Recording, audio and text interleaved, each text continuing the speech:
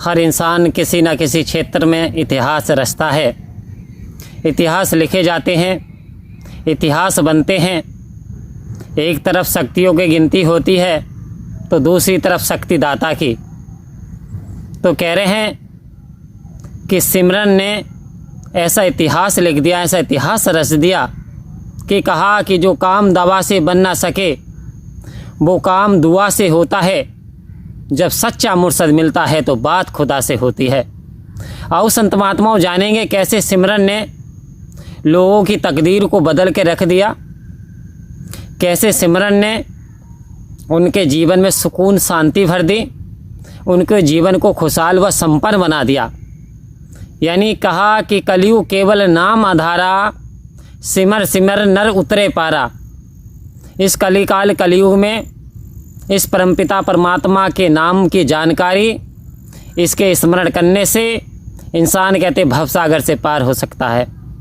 आओ संत महात्माओं कहते हैं जब मुसीबत आती है, परख होती है, तो एक बार एक गजराज जल में स्नान कर रहे थे।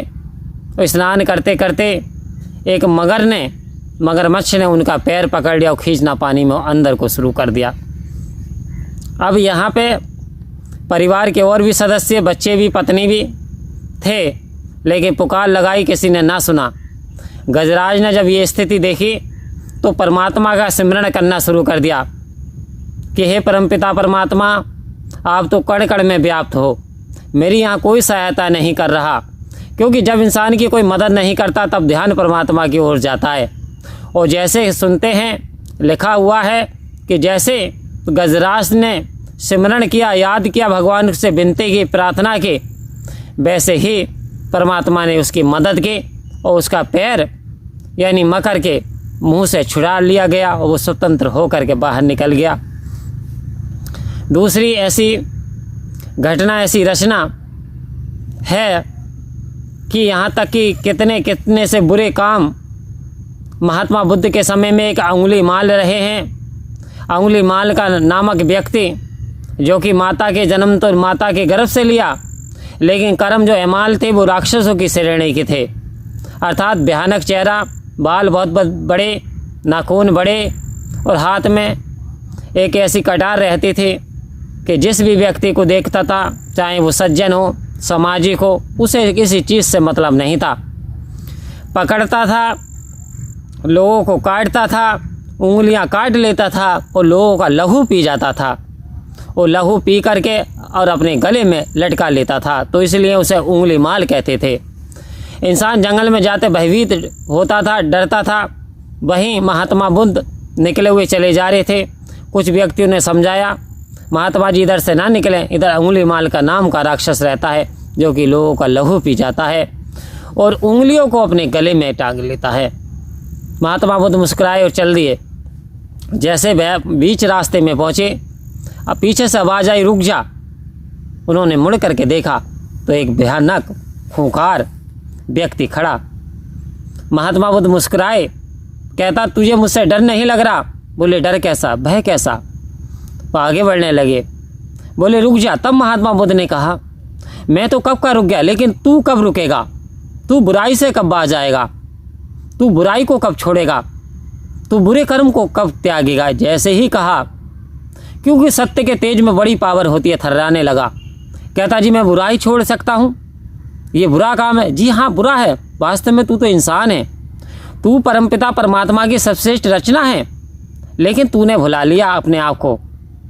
जब ज्ञान की ज्योति दी, सिमरण दिया करने के लिए परमात्मा का, तो वही इंसान संत श्रेणी में आ गया। आओ संत महात्माओं, महाभारत का हाल किससे छिपा हुआ है? जब 5 पांडव द्रौपदी को जुए में हार गए, जब हार गए तो उनका कोई यानी अधिपत्य भी नहीं रहा और बीच सभा में धृतराष्ट्र जैसे जो धर्म के पुजारी युधिष्ठिर जैसे देख रहे हैं और यहाँ दुशासन द्रौपदी का चीर हरण करना चाहता है, एक एक वस्त्र उतारना चाहता है।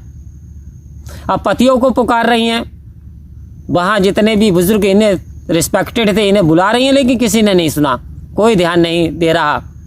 आओ संत महात्माओं कहते हैं जब संसार में ठिकाना ना मिल पाता है तो इंसान का ध्यान फिर परमात्मा में जाता है कि कहाँ जा छुपे हो प्यारे कन्हैया, यहाँ लाज मेरी लुटी जा रही है।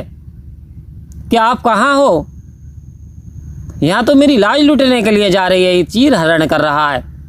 सिमरण किया, परमात्मा को याद किया, प्रभु आपके सिवा अब मेरी कोई मदद नहीं कर सकता, कृपा करो मेरी मदद करो।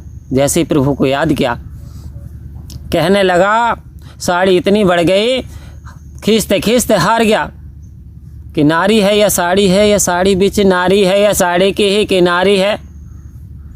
चक्कर में पड़ गया, साड़ी की स्त्री बनी है या स्त्री की साड़ी बनी हुई है, आखिर है क्या? पागल हो गया, लेकिन चीर हरण ना कर सका, क्योंकि कहा कि जिसको तू मान दे, कि तू जिसे नमाज दे उसे नमाजता है जमाना, और तू करीम ही तो ठहरा, तेरे कर्म का क्या है ठिकाना। और मुझे इसका गम नहीं है कि कितना बदल गया है जमाना, पर मेरी ज़िंदगी के मालिक कहीं तुम बदल मत जाना। आओ संत महात्माओं, ये परमपिता परमात्मा के नाम में वो पावर है, ऐसी शक्ति है, जिस मानव का मान नहीं उस मानव का मान है तू। जिस मानव को कोई मान नहीं देता, परमपिता परमात्मा आप उसका मान हो, आप उसका सम्मान हो। आओ संत महात्माओं, रत्ना का डाकू को कौन नहीं जानता? रत्ना का डाकू का भी यही था, लूट पाट लूट खसोड़ते थे, मार देते थे, छीना झपटी करते थे।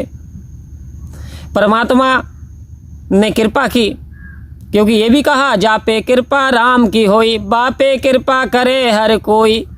आओ संत महात्माओं, जब भगवान को यानी सत्य मार्ग पे लाना होता है तो भेज दिया है नारद मुनि को, और नारद को भेज करके कहा कि ये जो आप काम करते हो, क्या इसमें आपकी बीवी बच्चे पत्नी सहयोग करेंगे?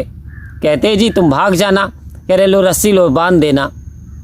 बांध दिया गया है। बीवी से बच्चे से पत्नी से पूछा तो कहा ये जो आप कौन सा काम करते हो हमें नहीं पता, अच्छा कमा करके लाते हो, चोरी करके लाते हो, तुम्हारा फर्ज है हमारा पालन करने का, लेकिन हाँ इस पाप कर्म में हम शामिल नहीं होंगे, क्योंकि तुम्हारा दायित्व है, तुम जानो कहाँ से लाते हो, कैसे खिलाते हो, पाप करते हो। तो कहा जिस धन की खातिर तू मानव उठ दौड़ लगाता है, सतगुरु की यदि सेवा कर ले स्वयं ही दौड़ा आता है। अर्थात यदि तू सत्य वचन पे चल पाया, सतगुरु ये निरंकार पार ब्रह्म परमात्मा, इसके अकॉर्डिंग तू चल पाया, इसका तूने सिमरन कर लिया, तो वास्तव में जिस धन की खातिर उठ उठ के दौड़ लगा रहा है ये स्वयं चला आएगा। तब यानी वहाँ सिमरन दिया नारद जी ने रत्ना का डाकू को, और सिमरन इस निरंकार का बताया, तो मरा मरा मरा मरा जपते थे, राम राम का सिमरन बता दिया, रमा हुआ है राम राम राम, लेकिन मारा था लोगों को तो मरा मरा मरा जपते जपते दीमक लग गई सुनते हैं। और एक दिन राम राम पे आ गए, और राम राम पे आने करके महर्षि वाल्मीकि बन गए, भगवान श्री राम का पूरा अवतार लिख दिया त्रेता युग में। ये कहते अवतार होने से पहले पूरी रामायण यानी रामचरितमानस तुलसीदास जी ने, और ये जो रामायण वाल्मीकि जी ने रच दी। आओ संत महात्माओं, यानी सिमरन की शक्ति तो देखिए, जब वो आप हद से ज़्यादा परेशान हो, गमगीन हो, दुखदीन हो, आपका कोई सहारा ना बने, आप अकेला महसूस करें, आपको जीवन में आनंद ना आए, तो याद करना परमपिता परमात्मा को। आओ संत महात्माओं, सदगुरु के चरणों में जाना, सिमरन करके देखना कि जो काम दवा से हो ना सके वो काम दुआ से होता है। जब आपको आशीर्वाद मिल गया, जब आपको ज्ञान मिल गया, तो सेवा सत्संग सिमरन दे दिया, लेकिन कहते सिमरन तो विशेष पावर है, सुप्रीम है। सिमरन यदि आपने जपा तो कल्याण हर हाल में हो जाने वाला है। बट जपें कैसे कि हर सांस में हो सिमरन तेरा, यूं बीत जाए जीवन मेरा। ऐसा जीवन हो परमपिता परमात्मा, हर श्वासों में आपकी याद बस जाए, तो वास्तव में जीवन का आनंद आ जाए।